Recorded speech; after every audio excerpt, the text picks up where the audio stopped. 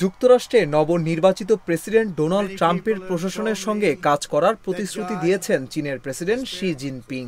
বিদায়ী president Joe বাইডেনের সঙ্গে এক বৈঠকে এ প্রতিশ্রুতি দেন তিনি।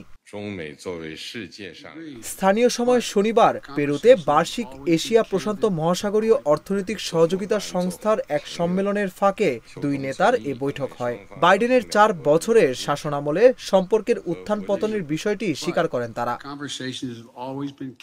বিবিসি বলছে, বাইডেন এবং জিনপিং উভয়েই বাণিজ্য এবং তাইওয়ানের মতো ইস্যুতে উত্তেজনা কমানোর বিষয়ে আলোচনা করেন।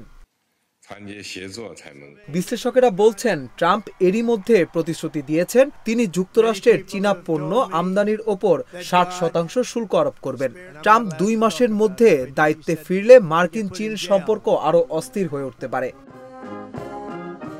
বাইডেনের সময় অবশ্য চীনের সাথে যুক্তরাষ্ট্রের সম্পর্কে উত্তেজনা দেখা দেয়, যার মধ্যে একটি গুপ্তচর বেলুন কাহিনী এবং তাইওয়ানের চারপাশে চীনা সামরিক ফায়ার পাওয়ার প্রদর্শন সহ একজন সিনিয়র মার্কিন কর্মকর্তার সফর ইস্যুটি। বাইডেন প্রশাসনের লক্ষ্য ছিল ট্রাম্পের প্রথম মেয়াদের পর বেইজিং এর সাথে প্রতিদ্বন্দ্বিতা দায়িত্বপূর্ণভাবে পরিচালনা করা। শনিবার বাইডেন স্বীকার করেছেন শি জিনপিং এর সাথে সবসময় তার মতবিরোধ ছিল, তবে তিনি এও বলেন তার ও চীনা নেতার মধ্যে আলোচনা অকপট এবং অকপট ছিল। বাইডেন ও জিনপিং এ পর্যন্ত 3 বার বৈঠকে বসেছেন। এর মধ্যে গত বছর সান ফ্রান্সিসকোতে একটি বৈঠক করেন তারা।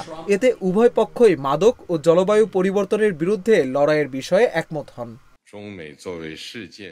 প্রতিবেদন বলছে, তবে বাইডেন ট্রাম্প যুগের শুল্ক অব্যাহত রেখেছেন। তার সরকারই গত মে মাসে চীনের বৈদ্যুতিক গাড়ি, সোলার প্যানেল এবং স্টিলের ওপর শুল্ক আরোপ করেছে। বাইডেন এ অঞ্চলে চীনের ক্রমবর্ধমান শক্তি মোকাবিলা করতে এশিয়া ও প্রশান্ত মহাসাগরীয় অঞ্চল জুড়ে প্রতিরক্ষা জোটকে শক্তিশালী করেছেন। একই সঙ্গে বলেছেন, চীন আক্রমণ করলে যুক্তরাষ্ট্র তাইওয়ানকে রক্ষা করবে।